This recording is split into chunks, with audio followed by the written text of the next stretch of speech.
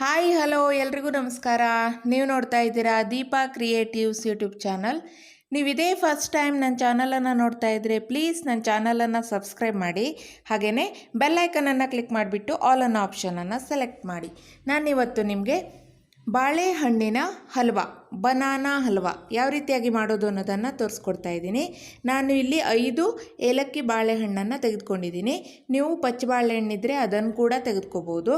ಇವಾಗ ಮೊದಲಿಗೆ ನಾನು ಈ 5 ಬಾಳೆಹಣ್ಣನ್ನು ಈ ರೀತಿಯಾಗಿ ಕಟ್ ಮಾಡಿ ಒಂದು ಮಿಕ್ಸಿ ಜಾರಿಗೆ ಹಾಕ್ಕೊಳ್ತಾ ಇದ್ದೀನಿ. ತುಂಬಾ ಸುಲಭವಾಗಿ ನಾವು ಇದನ್ನು ಮಾಡಬಹುದು, ಹಾಗೆಯೇ ಅಷ್ಟೇ ರುಚಿಕರವಾಗಿಯೂ ಸಹ ಇರುತ್ತೆ. ಖಂಡಿತವಾಗಿಯೂ ಒಮ್ಮೆ ನೀವು ಟ್ರೈ ಮಾಡಿ ನೋಡಿ. ಇಷ್ಟ ಆದರೆ ಈ ರೆಸಿಪಿಯನ್ನು ಲೈಕ್ ಮಾಡಿ, ಜೊತೆಗೆ ಶೇರ್ ಮಾಡೋದನ್ನು ಮರಿಬೇಡಿ. ನೋಡಿ, ಇವಾಗ ಇದನ್ನು ಗ್ರೈಂಡ್ ಮಾಡ್ಕೊಂಡು ಬರೋಣ.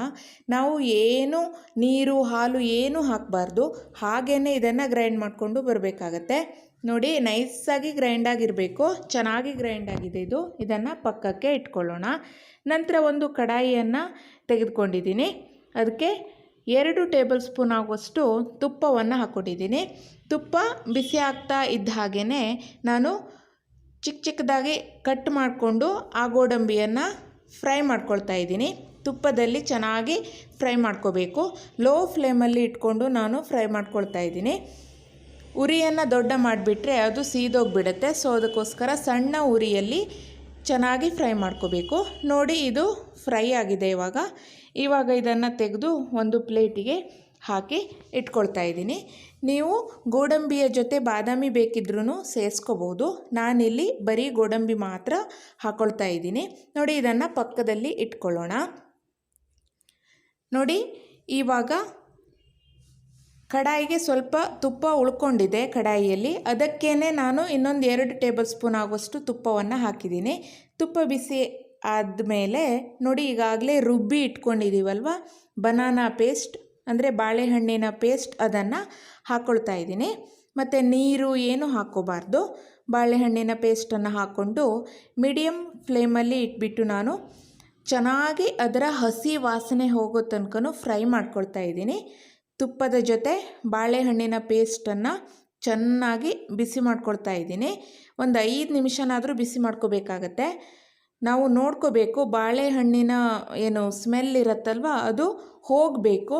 ಇಲ್ಲಾಂದರೆ ಹಲ್ವ ತಿನ್ನುವಾಗ ಬಾಳೆಹಣ್ಣು ತಿಂದ ಹಾಗೇ ಆಗಿಬಿಡತ್ತೆ. ಸೊ ಅದಕ್ಕೋಸ್ಕರ ಚೆನ್ನಾಗಿ ಇದನ್ನು ಫ್ರೈ ಮಾಡ್ಕೋಬೇಕಾಗತ್ತೆ. ನೋಡಿ, ಚೆನ್ನಾಗಿ ಫ್ರೈ ಆಗ್ತಾ ಇದೆ. ಈಗಾಗಲೇ ಹೇಳಿರೋ ಹಾಗೆ ಅದರ ಹಸಿ ವಾಸನೆ ಹೋಗಬೇಕು, ಅಂದರೆ ಬಾಳೆಹಣ್ಣಿನ ಸ್ಮೆಲ್ಲೆಲ್ಲ ಹೋಗಬೇಕು. ನೀಟಾಗಿ ಫ್ರೈ ಮಾಡ್ಕೋಬೇಕು. ಇದರ ಜೊತೆಗೆ ನೀರು ಹಾಲು ಏನೂ ಹಾಕಬಾರ್ದು. ತುಪ್ಪ ಹಾಕಿಬಿಟ್ಟು ನಂತರ ಬಾಳೆಹಣ್ಣಿನ ಪೇಸ್ಟ್ ಹಾಕಿಬಿಟ್ಟು ಫ್ರೈ ಮಾಡ್ಕೋಬೇಕು. ನೋಡಿ, ಚೆನ್ನಾಗಿ ಫ್ರೈ ಆಗಿದೆ. ಇವಾಗ ನಾನು ಬೆಲ್ಲವನ್ನು ಹಾಕ್ಕೊಳ್ತಾ ಇದ್ದೀನಿ. ನಾನಿಲ್ಲಿ ಒಂದು ಅರ್ಧ ಕಪ್ ಆಗೋಷ್ಟು ಬೆಲ್ಲವನ್ನು ಹಾಕ್ಕೊಂಡಿದ್ದೀನಿ. ಸಿಹಿ ನೋಡಿಕೊಂಡು ನಾವು ಬೆಲ್ಲವನ್ನು ಹಾಕೋಬೇಕಾಗತ್ತೆ. ಯಾಕೆಂದರೆ ಕೆಲವೊಂದು ಬಾಳೆಹಣ್ಣು ತುಂಬಾ ಸಿಹಿ ಇರುತ್ತೆ, ಕೆಲವೊಂದು ಸ್ವಲ್ಪ ಸಪ್ಪೆ ಸಪ್ಪೆ ಇರುತ್ತೆ. ನೋಡಿಕೊಂಡು ನಿಮ್ಮ ಸಿಹಿಗೆ ಅನುಗುಣವಾಗಿ ಬೆಲ್ಲವನ್ನು ಹಾಕೋಬೇಕು.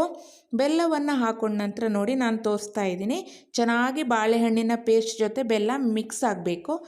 ಆ ರೀತಿಯಾಗಿ ಮೀಡಿಯಮ್ ಫ್ಲೇಮಲ್ಲಿ ಇಟ್ಬಿಟ್ಟು ನಾವು ತಿರುಗಿಸ್ತಾನೇ ಇರಬೇಕಾಗತ್ತೆ. ನೋಡಿ, ಒಂದು 2-3 ನಿಮಿಷ ಚೆನ್ನಾಗಿ ತಿರುಗಿಸ್ಕೊಂಡು ಚೆನ್ನಾಗಿ ಮಿಕ್ಸ್ ಮಾಡ್ಕೊಂಡಿದ್ದೀನಿ. ನಂತರ ಇವಾಗ 1 ಟೇಬಲ್ ಸ್ಪೂನ್ ಆಗುವಷ್ಟು ತುಪ್ಪವನ್ನು ಹಾಕ್ಕೊಂಡು ಚೆನ್ನಾಗಿ ಅದನ್ನು ತಿರುಗಿಸ್ಕೊಳ್ತಾ ಇದ್ದೀನಿ. ಚೆನ್ನಾಗಿ ಬಿಸಿ ಮಾಡ್ಕೊಳ್ತಾ ಇದ್ದೀನಿ. ನೋಡಿ, ನಿಮಗೆ ತುಪ್ಪ ಜಾಸ್ತಿ ಬೇಡ ಅಂತಿದ್ರೆ ಸ್ವಲ್ಪ ಕಡಿಮೆ ಪ್ರಮಾಣದಲ್ಲಿ ಹಾಕೋಬೋದು.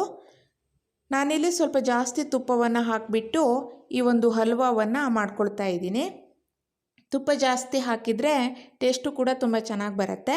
ನೋಡಿ, ಇನ್ನೂ 1 ಸ್ಪೂನಷ್ಟು ತುಪ್ಪವನ್ನು ಹಾಕ್ಕೊಳ್ತಾ ಇದ್ದೀನಿ.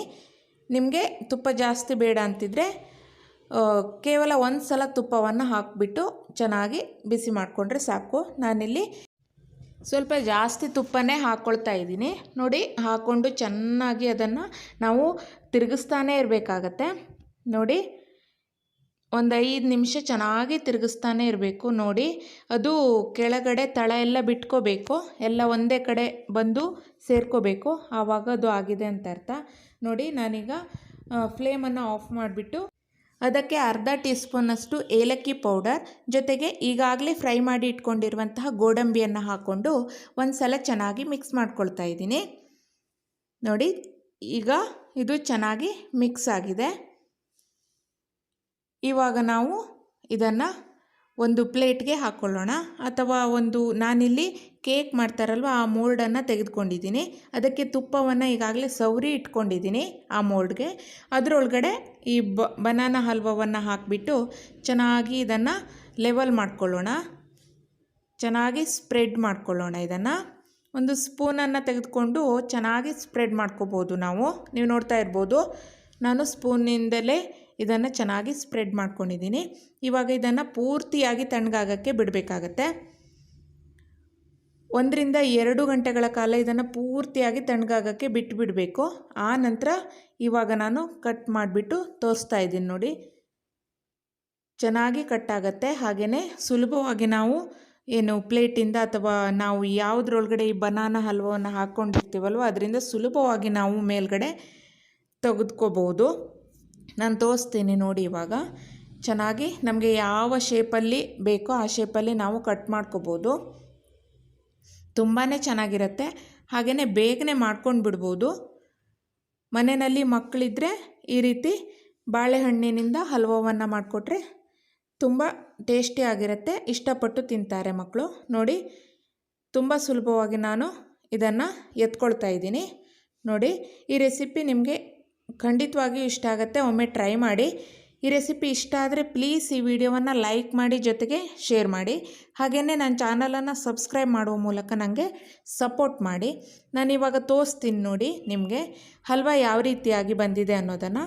ನೋಡಿ, ಚೆನ್ನಾಗಿ ಬಂದಿದೆ, ತಿನ್ನಕ್ಕಂತೂ ಸೂಪರಾಗಿರುತ್ತೆ. ನೋಡ್ತಾ ಇದ್ದೀರಲ್ವ, ಖಂಡಿತ ಈ ರೆಸಿಪಿ ಟ್ರೈ ಮಾಡಿ ಅಂತ ಹೇಳ್ತಾ ಇವತ್ತಿನ ವಿಡಿಯೋವನ್ನು ಇಲ್ಲಿಗೆ ಎಂಡ್ ಮಾಡ್ತಾ ಇದ್ದೀನಿ. ಮತ್ತೊಂದು ರೆಸಿಪಿಯೊಂದಿಗೆ ನಾನು ನಿಮ್ಮನ್ನು ಭೇಟಿ ಆಗ್ತೀನಿ. Thanks for watching. ಬಾಯ್.